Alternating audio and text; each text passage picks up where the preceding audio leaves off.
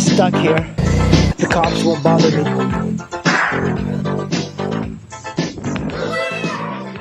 Quids, this is the status of my XR650. And you know, one of the reasons I picked the XR650 is that it's a very reliable bike. So I was lucky enough that my XR650 came with 2 wheels, but I really just wanted it for the dual sport nature. And the more I ride it, I do like the supermoto aspect of it, but I don't know if I would like to have this entirely as a supermoto, because I think this thing really shines in big open trails. So my goal is actually to take this bike and take it out west and ride it. When I was riding my V-Strom cross country, I came upon like really amazing trails. Even like in Taos, New Mexico, this bike would be just absolutely perfect for it. So even though it's not perfect, and it is a very old bike, it's a 20-year-old bike, but it doesn't look it. It doesn't ride like a 20-year-old bike. It's big, and that's the thing. You can get like a 650L, but I found that riding a 650L is very different than this. First of all, it doesn't really appeal to me, the 650L.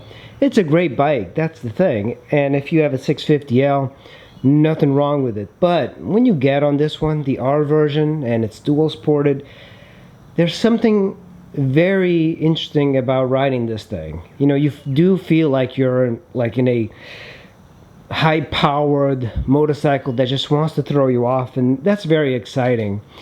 But the exciting nature of this bike actually makes it a little bit tiresome to ride after a long amount of miles. So the thing I'm going to be doing is taking the bike, putting it on this truck. Actually, ideally, I would have a van so I can sleep inside. So my goal is to like go out west to Colorado, Arizona, New Mexico, and ride some of the trails. And now this pickup truck is really good because it gets 26 to 30 miles to the gallon. But it's the type of truck that it's 2-wheel drive, which is fine because I'll be using the bike as the off-roading vehicle. And it doesn't have that many miles, you know, 130,000, and it's a 5-speed. The good thing about the bench seat is that I could possibly just sleep in it, even though it's not very comfortable. I wanted, you know, I used to have a trailer, but I don't really like the trailer aspect. It's a lot harder to be stealthier, but of course I'm not going to be stealthy with a bike in the back of this. But I think there's places where I can stop this thing, camp.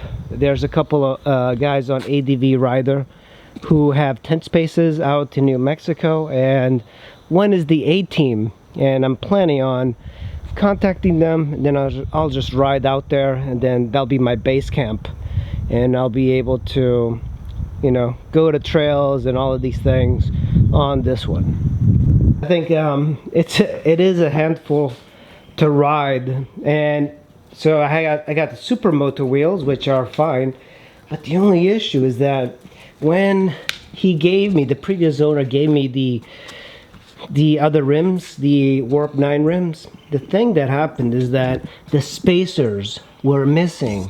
So I ordered spacers and they're coming. Another issue that I'm having is that, first of all, I think the sprockets, I need a new sprocket and chain. So this bike is already increasingly becoming very expensive.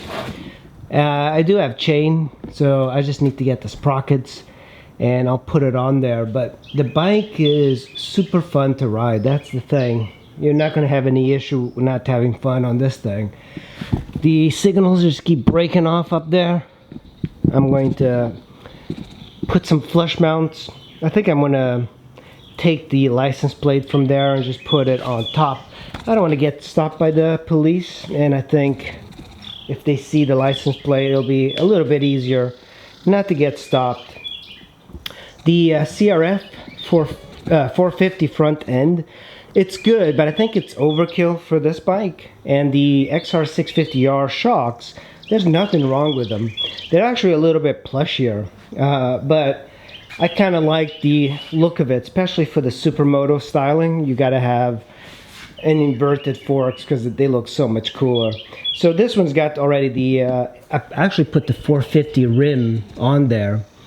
So I'll be using that for a while. I think I want to hit some trails and like learn to ride it, because one of the problems is dirt riding is not like street riding. You just don't get on a dirt road and you are as good as you are on the street. It really requires a lot more skill riding dirt. And if you ride single tracks, you need a whole lot of skill. And this is really not the bike for doing single track. Not for me, but there's some guys that ride this thing like crazy on the single track. I think for me, I like the idea of openness. The open trails out in the west. On the East Coast, the trails are kind of crappy because they're very rocky and you're kind of plowing through. This bike does plow through rocks. It kind of just pushes them aside. The 250s and 450s, you have to kind of select your lines a little bit. But this thing, you just give it gas and it just auto-corrects itself. So here is the other supermoto wheel. I might still put them on eventually. And then I have the forks. The forks have like the triple trees and everything. So with that, this bike is going to be pretty set for some adventures out west. And I'm definitely going to be fixing the entire thing up. I'm going to get the sprockets in there, a nice stock sprockets. And I'm probably going to keep that sprocket on the supermoto wheel. That way I don't have to move everything over. And the HID is turning on, but it doesn't have enough power. That's the issue with this bike. The electrics are kind of crappy. Some people upgrade them. That is one of the things that you might want to pick the 650L over this one, is that the electrics on the 650L are much better, because it is a proper dual sport. This is a race bike that's been converted, so it's a lot more intense.